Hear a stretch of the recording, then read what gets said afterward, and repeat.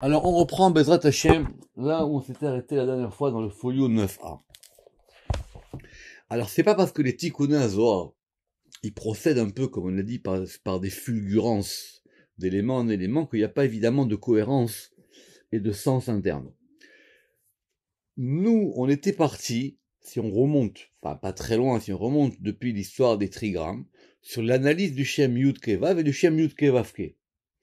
Et c'est du Shem Yud Keva qu'on est passé au Shem Yud Kevav Ke, et du Shem Yud Kevav Ke qu'on est arrivé au schéma, et c'est du Shem Yud Kevav Ke qu'à partir d'aujourd'hui, maintenant, on va voir les téphilines.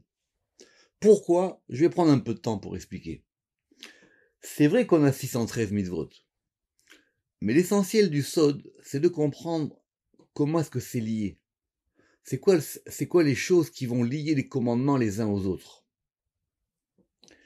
Or ici, ce qu'on voit, concrètement, c'est que le mouvement de ces choses-là, c'est le mouvement du Shem Yud Kevav Ke. D'autant plus que la lecture du Kriyat Shema, pour les hommes, elle est, dans la prière du matin, associée au téphilin. C'est expliqué qu'on ne peut pas faire le Kriyat Shema sans les téphilin. Quand on verra des choses encore plus complexes, on verra pourquoi est-ce qu'on a lié ça aussi au talit. Donc pourquoi ces trois éléments, le talit, les téphilin et le schéma étant évidemment l'un des points centraux de la prière. C'est encore une autre question, comment est-ce que le schéma a été mis dans la prière? Pourquoi le schéma il est avant la Hamida par exemple?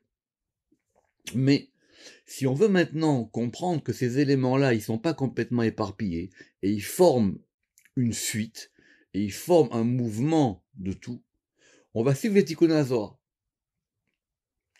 Donc nous, on avait parlé, vous vous rappelez la dernière fois, des téphilines, par rapport au schéma. Et maintenant, on va reprendre ça par le Shem Yud Kevav Ke. Ve'od, et de Yad Keha, de Yona Kadisha. Alors, évidemment, les Tikkuné Zohar, ils pensent que vous savez beaucoup de choses. Donc tout le monde sait que la mitzvah des téphilines, on la prend de la Torah, il y a marqué Ve'ayu letotafot ben enecha. Il faut évidemment connaître là-bas, c'est quoi ce mot de totafot, voir ce qu'il a dit Rashi, qu'est-ce qu'on a tiré, etc. Mais le yadecha, il est écrit dans la Torah de façon défective. Normalement, yadecha, c'est quoi? Yadecha, c'est yud, dalet, chaf, sofit. Or ici, on a mis un e final. Yadecha. Alors ça se prononce presque pareil, parce que le A, il n'est pas accentué. Pourquoi la Torah, elle a rajouté un E? Alors on va voir que, c'est expliqué plus tard, que la Gemara, elle a tiré là-bas, que Yadecha, c'est Yad Ke, c'est Yad Kuf E, c'est la main du 25, Yad Kaf E, et plus simplement, c'est Yad Ke, c'est la main faible. C'est de là qu'on a appris que les téphilines se mettaient à la main gauche. Très bien. Alors on m'a posé la question et on va essayer de développer ça. Alors d'abord, c'est intéressant parce qu'ici on a une jonction entre deux éléments qui sont d'abord le fait qu'il y a une disposition, on va dire, spatiale. Les téphilines, ils se mettent sur la main, enfin exactement la main et le bras, parce que c'est marqué Yad là-bas. Ils se mettent sur la main gauche. Et ce degré de la gauche, évidemment, pour nous, il nous parle. Il correspond au degré du din. Donc il y a un degré de la gauche d'en bas, d'un homme, et il y a le degré de la gauche d'en haut. Et on veut que ces deux degrés se mettent ensemble. N'oubliez pas que toute la Kabbalah, c'est de mettre ensemble le haut et le bas. C'est de faire qu'il y ait une jonction entre ce qui se passe en haut et ce qui se passe en bas. Les Tikkuné Zohar, ils vont dire, c'est pas simplement que c'est la main gauche qui est importante, c'est le fait que ce soit la main droite qui fait l'action. Parce que c'est la droite qui va, comme on a dit la dernière fois, c'est la droite qui va lier. C'est la droite qui va entourer. Vous vous rappelez que même on a dit que c'est la droite qui va museler. Très bien. Alors, qu'en est-il de la question du gaucher? Parce que le gaucher, lui, il a une gauche qui correspond à sa droite. Alors, c'est une question intéressante parce que si on va d'après ce qui se passe en haut, nous, ce qu'on veut dans les téphilines, ce qu'on a expliqué, c'était qu'on veut maintenant museler, c'est pour ça qu'on fait 7 tours, on va attacher le côté de la gauche. Et on veut que ce soit la droite qui attache la gauche. C'est avec la main droite qu'on fait l'action. Donc on a besoin d'avoir ces deux éléments. Pareil pour toutes les choses qui, par exemple, correspondent à la droite et la gauche, quand, par exemple, on va faire Netilat Yadayim, quand, par exemple, on va tourner autour de la Teba du côté droit, etc. Tous ces éléments-là, ils sont importants. D'après la halacha pure, le Kaf HaChaim, il ramène que même un gaucher, quand il fait une beracha, il faut toujours qu'il la fasse par la main droite. C'est que quand on fait une beracha, quand par exemple on va prendre un verre pour faire le kiddush, ou on va prendre un fruit pour faire la bracha, normalement on doit le prendre à droite. Le Kaf HaChaim, qui est un grand décisionnaire de Bagdad, qui est un kabbaliste, il dit peu importe que la personne elle soit gauchère ou pas, ce qui compte c'est le degré d'en haut. Donc en haut c'est la droite qui l'emporte, donc maintenant en bas c'est pas la droite. Pour les téphilines c'est plus compliqué, parce que maintenant le problème des téphilines c'est qu'on a c'est de savoir, ok très bien, mais c'est quoi un gaucher? C'est quoi un gaucher? À partir de quel moment on va considérer quelqu'un comme s'il était un gaucher? Alors c'est toute une discussion d'Halakha, vous demanderez à votre rabbin qu'est-ce qu'il en pense. D'ailleurs même aujourd'hui, c'est-à-dire comment on définit un gaucher. Parce que une personne, elle fait pas toutes les actions de la main gauche si elle est gauchère. Elle va aussi faire des actions de la main droite. Donc nous, notre problème, c'est qu'on veut que ce degré de la gauche et de la droite, qui sont des degrés importants, qui sont en haut, on les retrouve en bas. Alors certains décisionnaires, ils pensent que le gaucher, c'est celui qui écrit. Tant qu'il n'écrit pas couramment de la main gauche, il n'est pas gaucher. Alors dans ce cas-là, comme pour lui c'est inversé, donc lui il mettra les téphilines à droite, mais sa droite sera sa gauche. Donc on revient toujours sur la même histoire. Et sa main gauche qui va mettre les lanières, elle sera considérée comme étant sa main droite. Donc c'est un peu comme si on a inversé les choses, mais on a gardé le principe de la droite et de la gauche. Mais en tout cas, on a dit que yad kehe, on avait rajouté un et là-bas. Et donc ça c'est le et qui correspond à la main faible. Mais du coup, comme c'est un et, ça veut dire quoi? Du coup, on a même déterminé que les téphilines du bras étaient liés à un et. En gros, les téphilines du bras, c'est la malchoute. Dehi Yona Kadisha, qui est la sainte colombe. La shrina, c'est comme une colombe. Et la shrina, elle est faible. C'est comme une colombe qui a un animal fragile. Metzafsefan la benaha bechama tifsufin, des mirot, chirot, des touchbachot, des odaot. Et les fils de la shrina, c'est-à-dire nous, on est comme si nous étions en train de roucouler vers elle, parce qu'on veut s'approcher d'elle.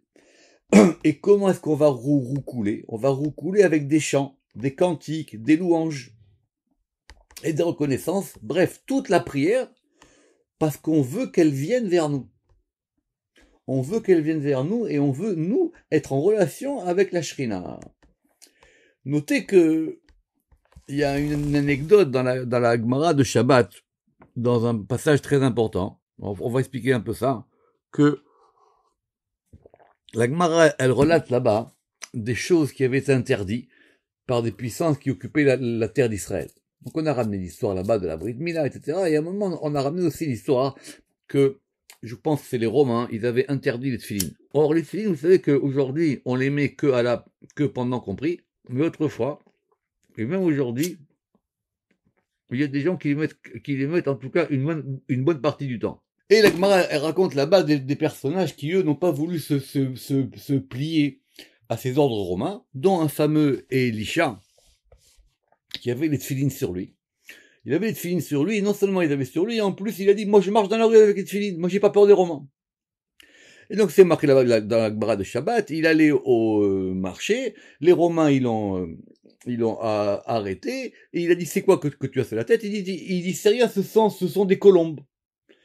Et les tefilines se sont transformés en colombes, et ces colombes se sont envolées.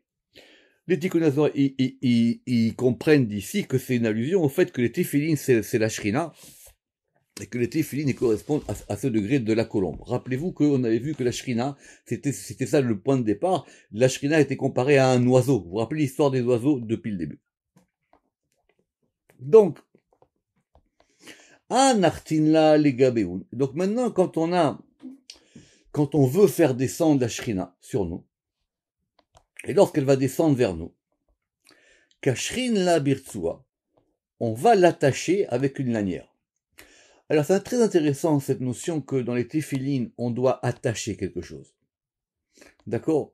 On doit attacher quelque chose. Et dans les Tikkun Azor et dans le Zohar, on aura plusieurs explications. Je vous ai dit qu'on a vu la dernière fois que quand on attache, ça veut dire qu'on muselle l'autre côté. Mais ici, c'est une autre explication, à savoir que nous, on veut s'attacher à la shrina, donc on l'attache à nous. Et comment est-ce qu'on va l'attacher? On va l'attacher avec une lanière, parce que dans les téphilines, chaque élément des téphilines est un élément fondamental. Donc on a une lanière. C'est quoi la lanière? C'est un vav. Vous voyez que la lanière, elle a la forme d'un vav. Donc, Anartina legabehu kashrin la birtsua de vav. Et c'est quoi le vav? Le vav, il vaut 6. Il correspond aux 6 mots de l'unification. Shema Israël, Hashem Elokeinu, Hashem Echad. On unifie la shrina en l'attachant, et c'est pour ça qu'on va réciter le schéma. Vehainu raza. Et c'est ça le mystère de ce qui est marqué dans la Torah, comme on vient de voir. Vehaya le hot al yadecha, c'est-à-dire que ce tefilin, il sera comme un hot, comme un signe al yadecha sur ta main faible. Autrement dit, ça veut dire qu'on veut maintenant avoir sur nous le hé de la shrina. Et ce hé de la shrina, on le met du côté gauche. Alors, continuons. Kishura de Tarvaihu Dayud. La tâche des deux, c'est un yud.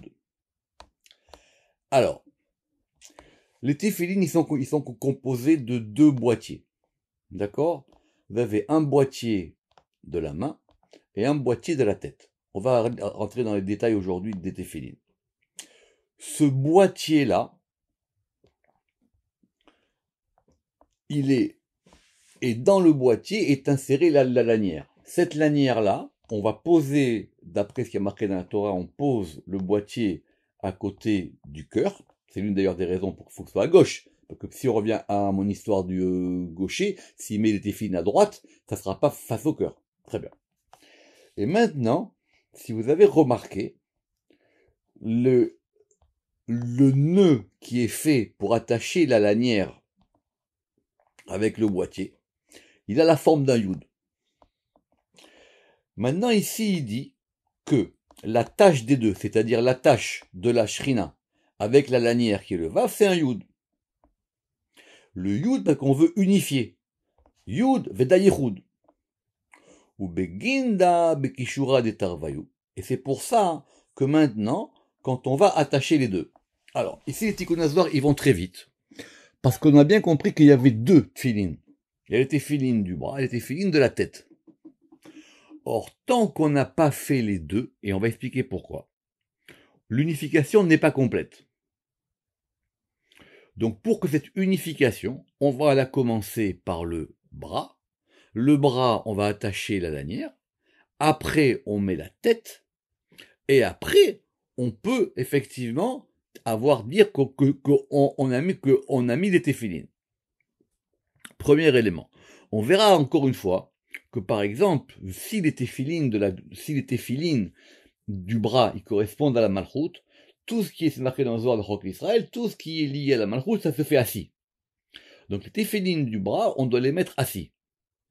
Et les téphilines de la tête, ils correspondent, eux, à Tiferet, ils correspondent, eux, au masculin. Eux, il faut les mettre debout. C'est un Zohar Mefourash dans le Troc l'Israël, vous le verrez, je ne me rappelle plus dans quel paracha c'est. Et à cause de cela, il faut donc attacher les deux. Et c'est ce qu'a dit la Gemara là-bas. Man de sah siha benayou. Et il ne faut pas s'interrompre. Donc celui qui va parler entre ces deux, des siha de cholin. Alors ici le Tikkun Azor, ils font une distinction, c'est qu'il faut évidemment que ce soit une discussion, c'est comme dans Netilat Yadayim. Il faut qu'évidemment ce soit quelque chose qui nous détourne de ce qu'on est en train de faire. Donc s'il est en train de parler d'autre chose, ça marche pas. S'il parle de la tfila, etc., c'est pas considéré vraiment comme une afsaka, comme une interruption. Mais, comme maintenant on veut attacher les 2 degrés, on veut attacher le degré du bras et le degré de la tête, si maintenant on s'interrompt, si on fait une coupure, si on fait une scission entre les deux, Averai beyado, il a fait une faute. Pourquoi? C'est quoi la faute qu'il a faite? De avad ba piruda ben vavke. Parce qu'il a séparé le vav et le he. Deiu amuda demsaïta ou malchoute. Qui est quoi? Qui est la colonne du centre et la malchoute. Donc quand il a dit plus haut qu'on l'attache avec la lanière qui est le vav, c'est à la fois la lanière du bras et à la fois la lanière de la tête. Donc quand on met les téphilines, on unifie le vav et le he. La vérité, on commence par le he.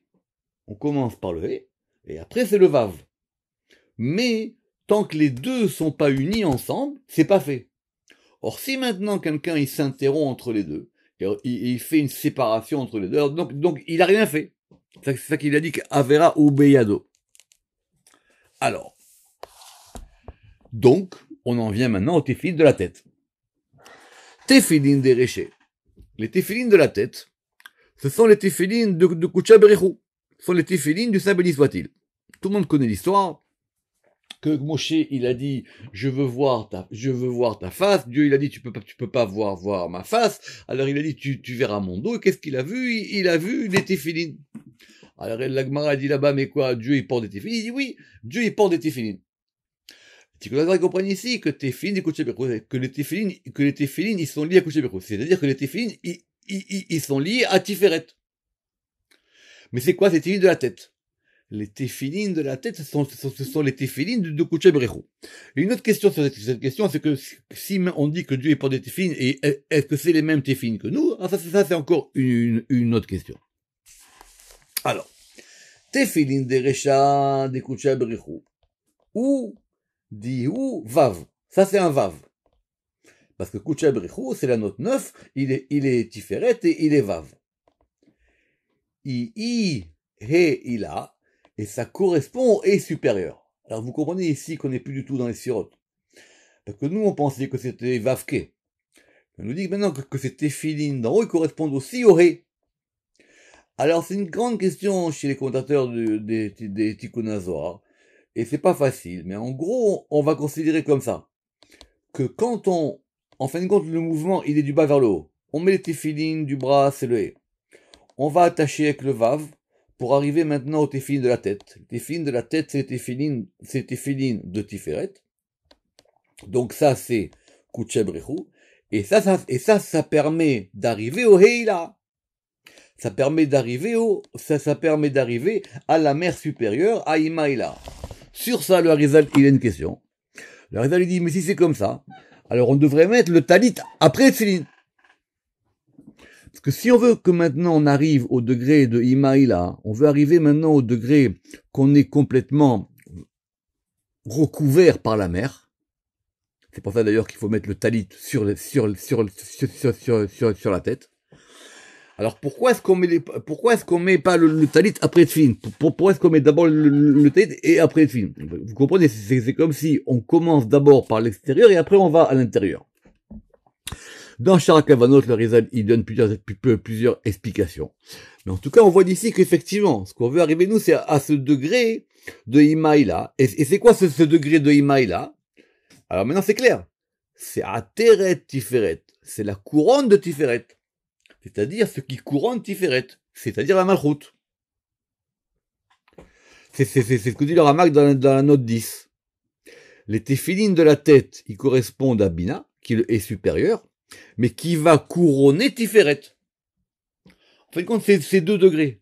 C'est à la fois la tête, mais c'est à la fois la couronne. Ils sont ensemble. Allah itmar, et c'est pour ça qu'il a été dit dans Ézéchiel, Perecha chavush alecha, ta parure, donc Perecha, PR c'est Tiferet, chavush, elle se coiffe, alecha, au-dessus de toi.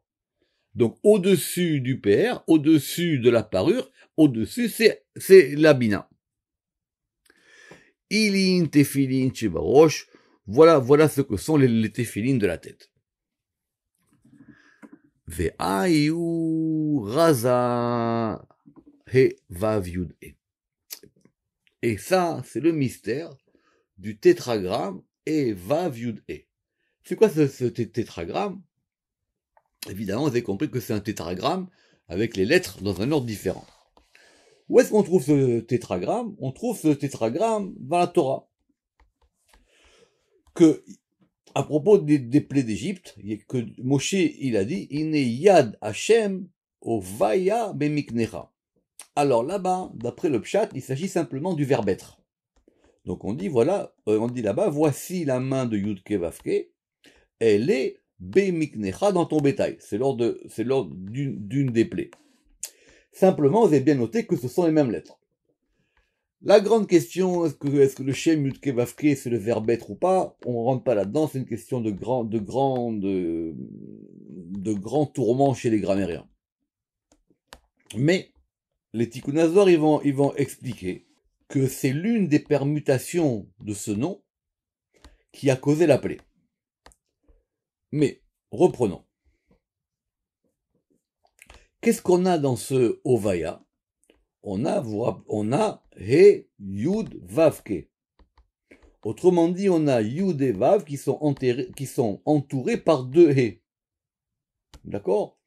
On a vu les 12 permutations dans Char Hashemot, ou Praté Hashemot, si je me rappelle bien du Ramak. Et on a vu que dans chacune des permutations du Shem Yud Ke Vavke, les 2 He correspondent aux 2 éléments du féminin, et les Yud et le Vav correspondent aux 2 éléments du masculin. Quand on a Yud Ke Vavke, on a masculin, féminin, masculin, féminin. Autrement dit, on a un ordre de couple, Yud Ke Vavke. Mais quand on a ici la permutation, après on les verra plus tard, ces permutations dans le détail. Quand on a He, Vav, Yud Ke, vous voyez bien que le masculin et le féminin, Vav, pardon, vous voyez bien que les 2 degrés du masculin, le Vav et le Yud, ils sont entourés par 2 He.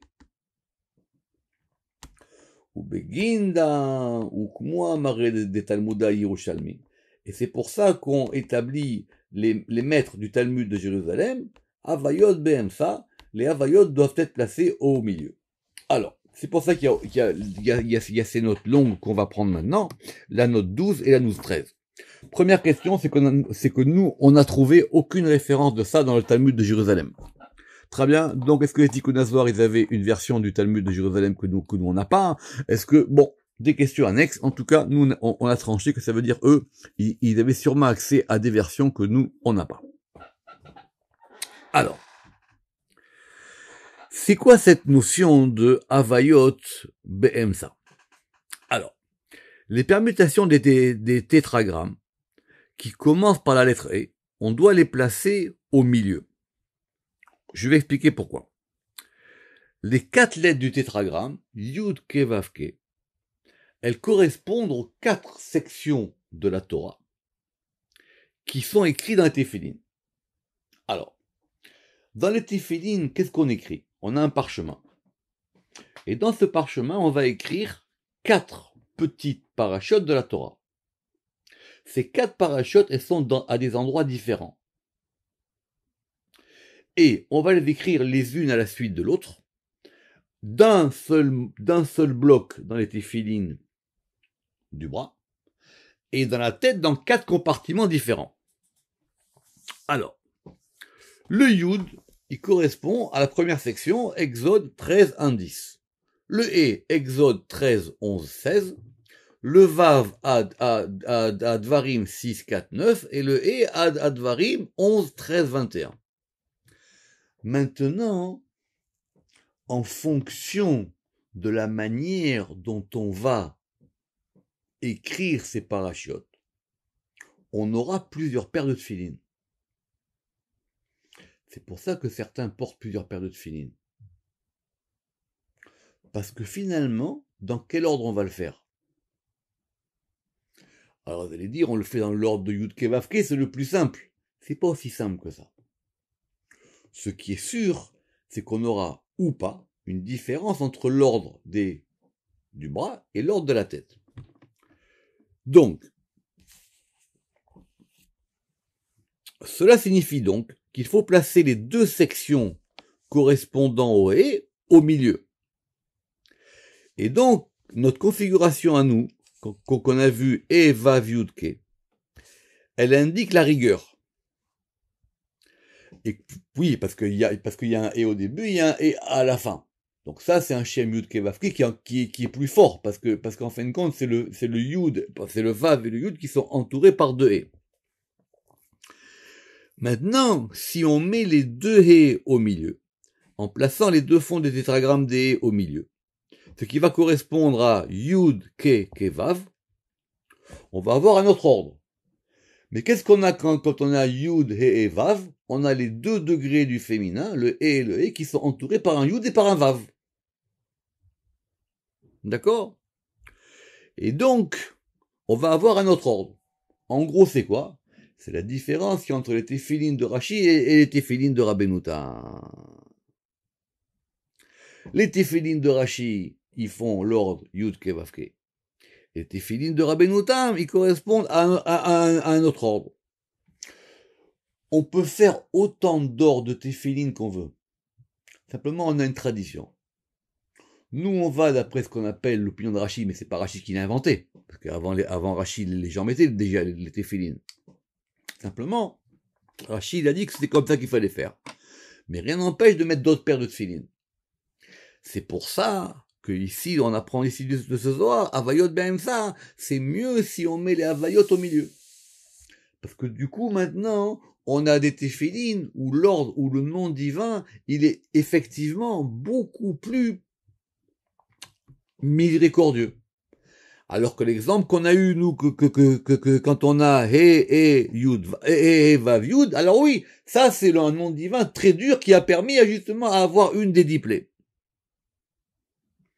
Vous prendrez votre temps là-dessus, c'est effectivement un sujet très complexe.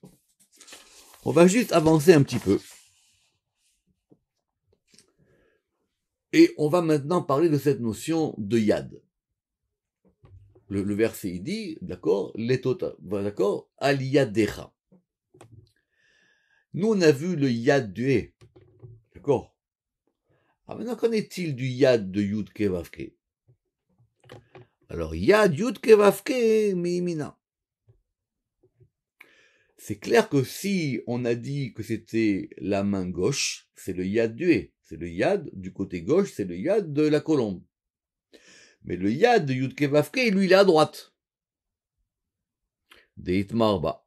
Parce qu'il était dit à propos de ça, dans les parachutes qu'on y a en ce moment. Vayar Israël et Yad Gedola. Israël a vu la main grande. Gedola, c'est Chesed. C'est à droite. Yad Gedola, ça correspond au degré de Chesed. Et on va voir maintenant tous les types de mains. On avait d'ailleurs vu ça dans le Pardes, dans Erke Akinoim. Donc maintenant, quand vous allez relire l'histoire de la sortie d'Égypte, vous allez faire attention qu'il y a marqué plusieurs fois la main, et chaque fois d'un degré différent. Donc, c'est quand il y a marqué Vayar Israël et Yad Gedola, c'est quand on traverse la mer Rouge. Parce que là-bas, c'est un chesed. Maintenant, il y a marqué Yad Rama. Il y a une main élevée. Quand c'est qu'on parle de ça, on parle de ça quand on sort d'Égypte. Ou Bnei Israël, Yotzim, Biyad Rama. Et les Bnei Israël, ils sont sortis avec une main Rama qui était haute, qui était élevée. Ça, c'est pas la même main. Ça, celle-là, elle est Misitra des Tiferet.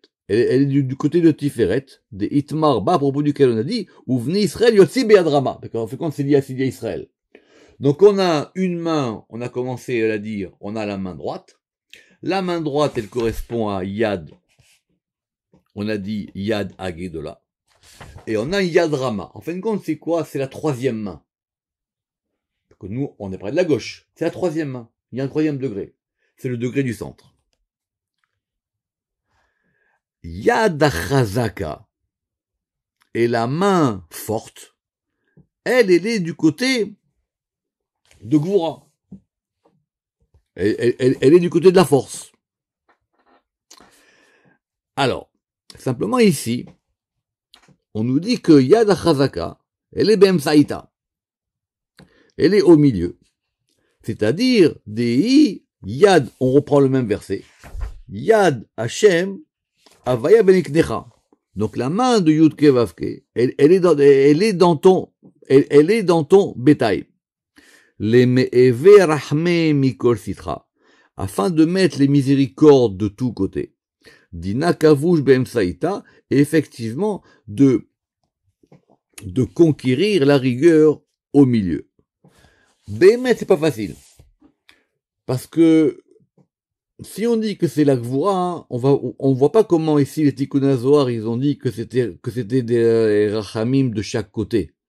Nous, on a vu que c'était He et Vaviud. Donc, c'est une bonne question. On peut pas tout comprendre dans les Tikkun HaZohar. D'autant plus que ce degré de là-bas, parce que qu'est-ce qu'on a dit là-bas? Là-bas, on a dit Yad, Yudke Vavke. La main de Yudke Vavke, elle est aussi Avaya Bemiknecha or, c'est pour une des plaies d'Égypte.